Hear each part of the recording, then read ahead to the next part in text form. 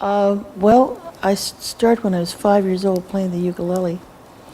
By the time I was 9 years old, I was burned out with the uke and I wanted something more to expound on. So I snuck my daddy's guitar out of his case. I wasn't supposed to do that.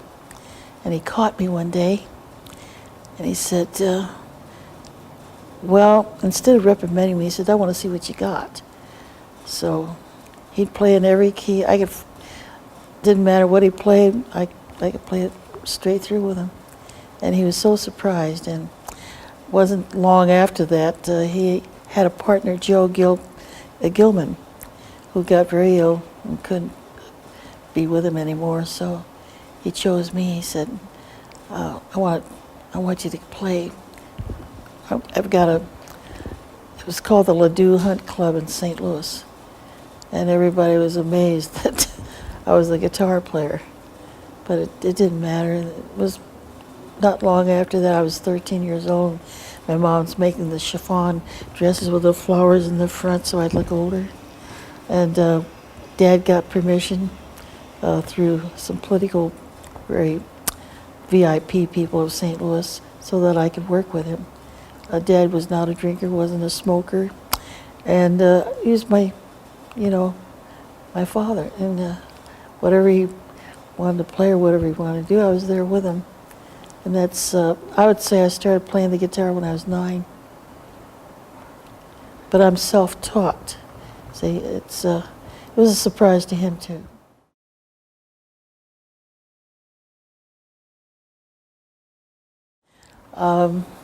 Frank Ross and my husband, who wasn't my husband yet, he worked for my dad. The three of us worked for my dad. And there was a point in time where we decided to become the Mary Kaye Trio. And we went out on our own and had MCA, Julie Wentz from New York, come and hear us. He said we were wonderful. He liked what we did. So he started getting us engagements, contracts. And we went right along with it until somebody said, well, we came to hear Hawaiian music. Your name says Hawaiian music. And a lot of people said, well, it's the Mary Kaye something, isn't it? And I said, that's a good name, Mary Kaye. And it was as simple as that. I said, move over, Danny Kaye. And Beatrice Kaye. And took that name. And from that point on, nobody expected Hawaiian music anymore. We did what we were used to doing. We were doing jazz, we were doing pop tunes, we were doing rock and roll, we were doing everything. We had people like Bobby Darin, people like Judy Garland. In fact, her and her husband, Sid Luft, they were at all of our openings. We played the Macombo, the Ciro's, Cloister Club, and Norman Grantz's Crescendo.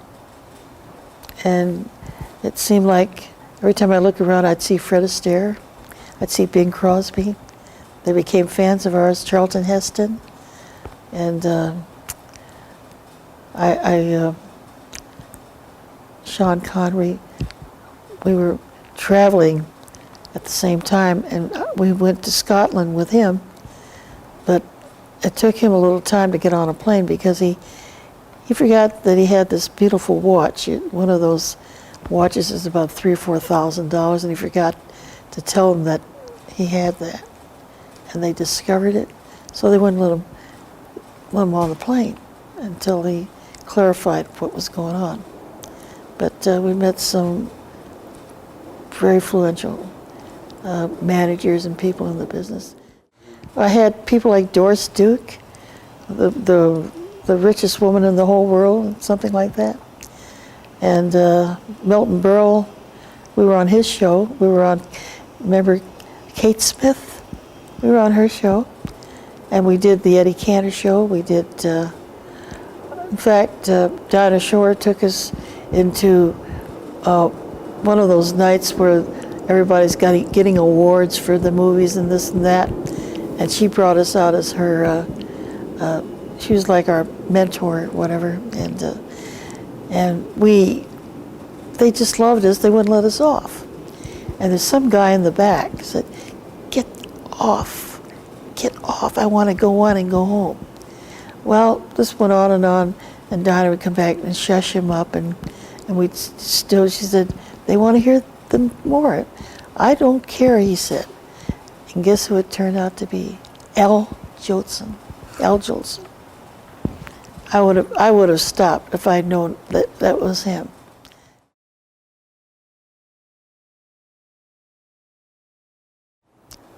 We started Vegas as soon as we got Billy Burton. Billy Burton put us in the old Frontier in the main room. There was no such a thing as lounges. There was no such a thing as 24 hours gaming. It all happened because of the Mary Kaye Trio. And how could that happen, that we started Las Vegas into 24 hours? Real simple. In order to play us after the second show broke, then they'd come in to what was a bar then. I said, let's call it a lounge. And I said, put up some heavy drapes so the gamblers don't have to be bothered by the music if they're playing slot machine, whatever. So they put a heavy, and I said, build a stage. So they built the stage, and the next thing I know, we had standing room only from the moment we started, and we had to go 24 hours whether we liked it or not. Because I said, is there going to be a problem going 24 hours? And he said, no. So you guys would play? We set the tone of the city. We were so successful. Frank Sinatra came in to see us, our show. He brought in a couple of high rollers, and that night they dropped 120 grand. Maury Kleiman came in, he dropped 70,000. The next day, everybody who isn't 24 hours and don't have any lounges, all of a sudden, hey, we better do what they're doing. We're missing out. The high rollers don't want to come in early. They want to come after 12 o'clock at night, 2 o'clock, whatever. They started dropping by like 2 o'clock in the morning. And it was so exciting because a lot of them say to their wives, why didn't you go to hear the Mary Kaye Trio? And I'm just going to do throw a little craps or something like that, or do a little roulette. And so then they'd come in and say, honey, give me the money I told you not to give me. I need it, I just lost.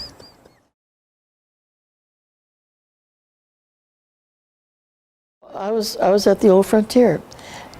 I wasn't playing in the last Frontier.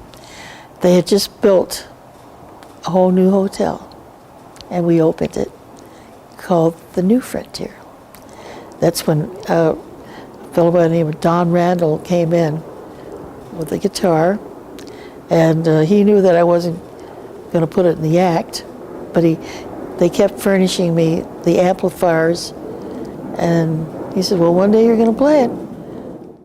Stratocaster is a very fantastic guitar. You can play anywhere from accompaniment to solo, in jazz, country, anything you want, because the instrument is that flexible. That's what's very important about it. And I didn't know that when I used to play a D'Angelico handmade guitar out of New York, and I just made up my mind I wasn't going to do anything, wasn't going to play that, but Fender was very, very nice. They said, well, would you take some pictures holding the Fender? And I said, yeah, the trio, let's take a trio picture. I still, every now and then, I get into that little mood that I had to have support. So we took a trio picture of me holding the Stratocaster. Little did I know that up to this moment in time, that it was making me world famous. You see, you never know for what reason things are happening your way. One day you're going to play that guitar whether you like it or not. And here I am. I love it. And I think that anybody who wants to play guitar has a very versatile instrument in their hands with this guitar that you can't get that with a D'Angelico or anything like that.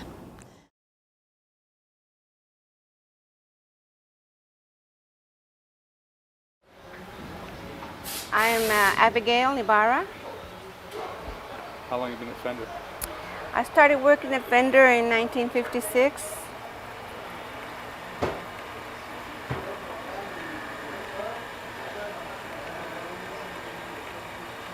And what are you doing right now? I am hand winding a special Esquire pickup for a master builder.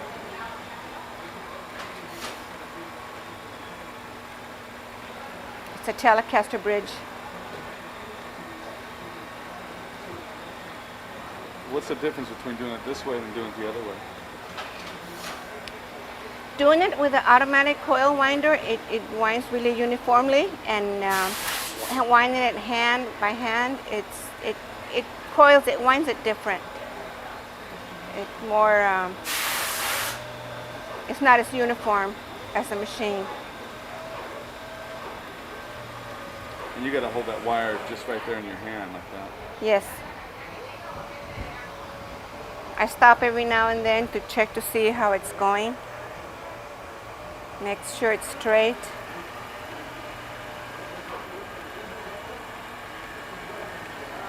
Now, see, you move your hand back and forth slowly like that. Why do you do that? This is how I make sure that I fill the whole pickup. I can move it faster if I want or slower, but this is how I always do it.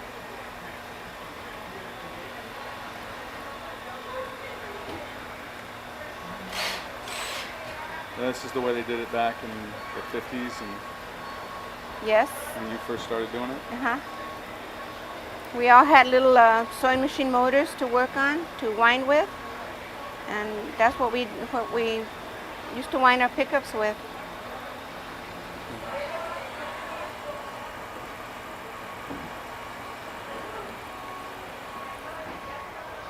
Sometimes I can feel like the wire's going to start to fall out of my fingers, so I have to stop and bring it back. Get a better grip on it? Get a better grip on it.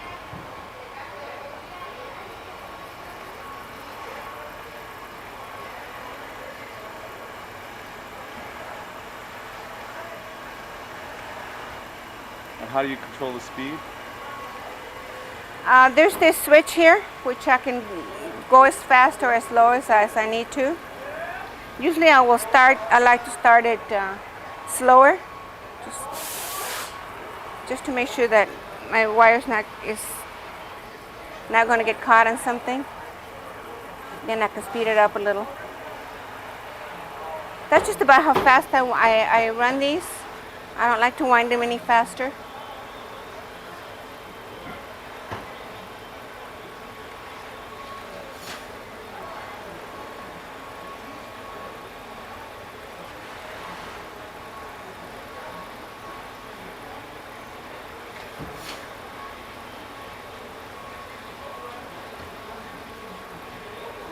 Takes a while to wind each one, like this. And you're going to be winding the pickups on the Mary Kaye Tribute Stratocaster, right? Yes. Hand winding those? Yeah. And that's a Stratocaster pickup? Yes, it is. It's a Strat.